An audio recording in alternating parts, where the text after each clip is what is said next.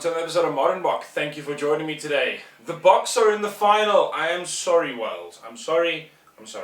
One team has to win it, one team has to lose it. But we are meeting England in the final. A daunting challenge for sure.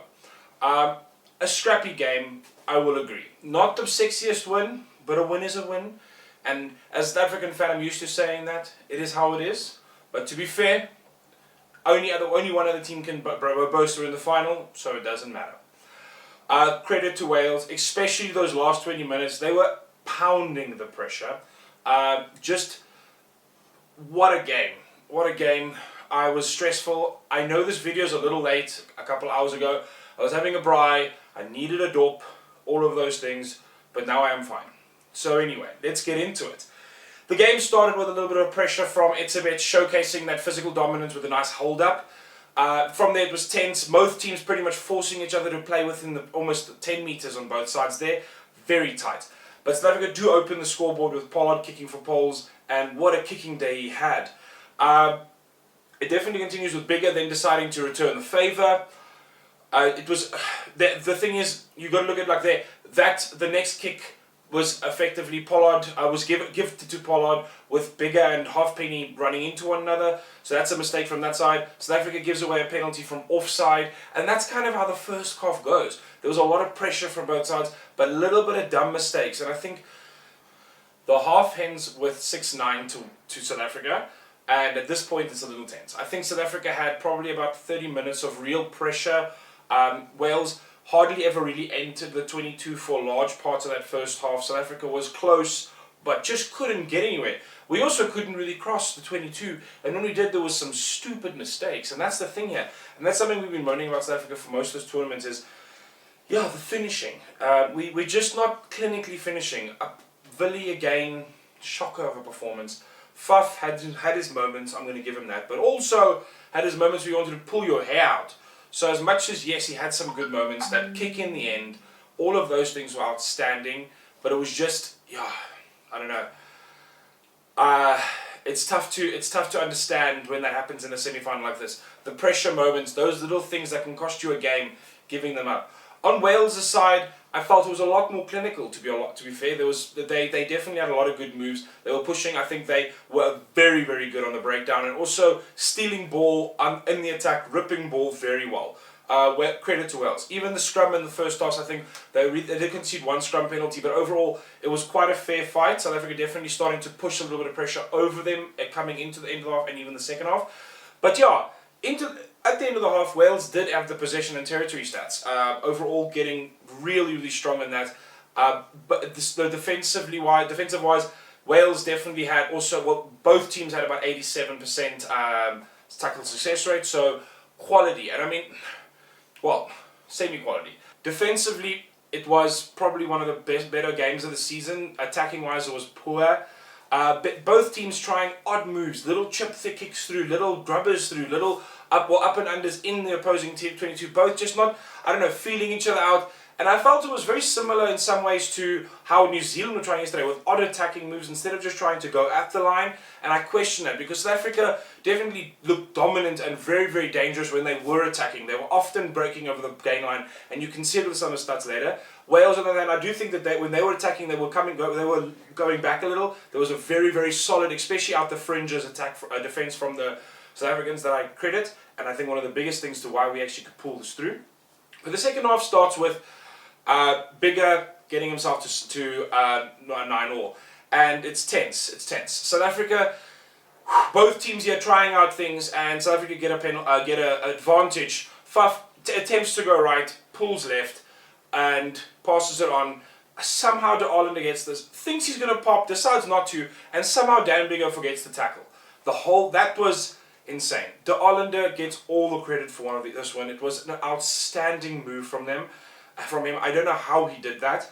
There were effectively 3 Welsh players on him. He was marked for days and somehow still did it. I felt it was heavily due to the fact that he had the ball in one hand. Some people argue that heavily, especially considering the kind of game where Wales are ripping everything. Somehow he kept it away from the defenders and got over the line. So, outstanding. I was doubting him this whole tournament. I am definitely changing my tune. One of the star players of the tournament. Then unfortunately, a few minutes later, after 20 phases on our line, Wales decide to get a penalty for falling over the ball and decide to go for the scrum. At this point, I was like, why? What are you doing? You've got the scrum's under pressure. You had a scrum penalty not too long ago, and you're on the try line. Go for a line out. Your maul was quite good, all of that. So I was quite surprised by that choice. But to be fair, what do I know? Alan Jones is quite clever, it seems. Goes for the scrum. Moriarty has an outstanding pop, holds off Fuff, and Fuff, to be fair, yeah, unfortunately causes a problem. But he's good, and he's good at this, and he normally holds the scrum off. But the Welsh team read him, understood how he was going to do it. Moriarty, great pop, went out wide, and exposed Nkosi in the corner there. Good try to them, credit, very well worked try, and something I've always said, the Welsh are outstanding from set play attacks, showcasing it again here. Credit to South Africa for holding to 20 phases on the line, but quality try. At this point, I'm pulling out my hair. We go, teams exchange, drop goals, all of that. Phew, luckily, both teams couldn't get them over. South Africa then gets a penalty. Pollard kicks a tense penalty at this point. And I'm happy, 19-6 is all good, but at this point, after Pollard's kick, and it's 19-6, I'm still feeling that Wales have got a lot more pressure on us. They are answering a lot of defensive questions. They're attacking out wide very well. They are exposing, especially in Nkorsi's side, and very interesting moves. And it's still nerve-wracking. I think at any point here, Wales could have struck. And the only time I started to think, okay, South Africa possibly have this in the bag, is that kick from Fuff. It bounces probably 20 centimeters from the line, rolls out in their 22. What a kick. I have to admit, more luck than good management, most likely. And if somebody had told me a kick from Fuff is the reason I'd feel better 3 weeks ago, I would have told you were insane. But such is the way the world works, and credit to him for having that kick. It put Wales under a lot of pressure, doing some things, ends up just not being able to get anywhere. We turn over the ball, and yeah, South Africa can close out the game there. I was uncomfortable for most of this game. It was way too close, and to be fair to Wales, large parts of it they were dominant, very much so. But a good team wins even on a bad day, and I am very proud to be a South African right now. I understand that there's a lot of teams hurting, but I'm very proud to be South African. I think it was an outstanding, gritty performance. I wouldn't say it was a sexy performance, but as Jake White has said, and even Rassie, you don't play pretty, you play to win. So, to be fair, the final is a final. I will be bringing out videos breaking down the final and all that. Please watch out for it. But let's get into some of the stats. So, South Africa definitely gets the meters run portion almost double here. But to be fair, at 296, it's still 100 meters less than England England got against New Zealand, and New Zealand was 600 meters. So, this was not a high running game. Don't expect that. This was an intense game. Although this was not a running game for sure. This was a game with a ton of kicks. To be fair, not in the grand scheme of things, not too many. Not amazing kicks. It definitely showcasing, in my opinion, South Africa still need to work on their kicks. Regathering is a problem for South Africa. We had a lot of decently placed kicks, in my opinion. Faf probably had one of his best kicking games of the tournament when it comes to accuracy. But regathering was a pipe dream. Often bounces was the only reason we got it. And you cannot do that against players like Johnny May and all that. But over almost a kilometre gained by Welsh in kicking. South Africa not much less than that. And with 37 to 36 kicks, it just is a lot of kicking. And yeah, it was quite interesting.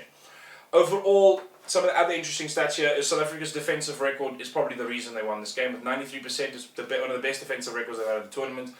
And credit to them, credit to them. Well, not far behind with 82, but I think that slight difference just helped there. What I do think is quite interesting is with the running meet, South Africa got more running meters with about almost half the amount of runs. So they definitely were moving a lot more forward with every ball they carried. They just didn't have a lot of ball to carry. Wales were definitely suffocating it, and we were giving a lot of our own ball away, which is annoying. But the ball we did carry, we carried quite a couple of distant meters every time, with about an average of almost 4 meters, more than 4 meters actually carried per run, which is outstanding. With Welsh only really about 1.1, 1.2 meters. So very impressive. But Where I think South Africa need to focus heavily here is this last stat. 10 turnovers. We had 10 turnovers against us in the 22, or in the opponent's half. 10 opportunities of losing the ball. That cannot happen. Wales only had 1. And I think it's credit that we kept them out of our half, most of it, that's mostly why. But 10 turnovers, you cannot lose that many opportunities and still expect to win a World Cup. So we need to focus on that. We need to look at it. But yeah, guys, those are the stats. I will bring out another video. Please let me know if there's anything else you want me to cover, any kind of focuses, maybe matchups you want to see for this final, interesting things about this game. Do you feel what do you think about it? Do you feel it was right what happened? To be fair, what happened did happen, so I don't know. But yeah, let me know down below, guys. Thanks. Cheers.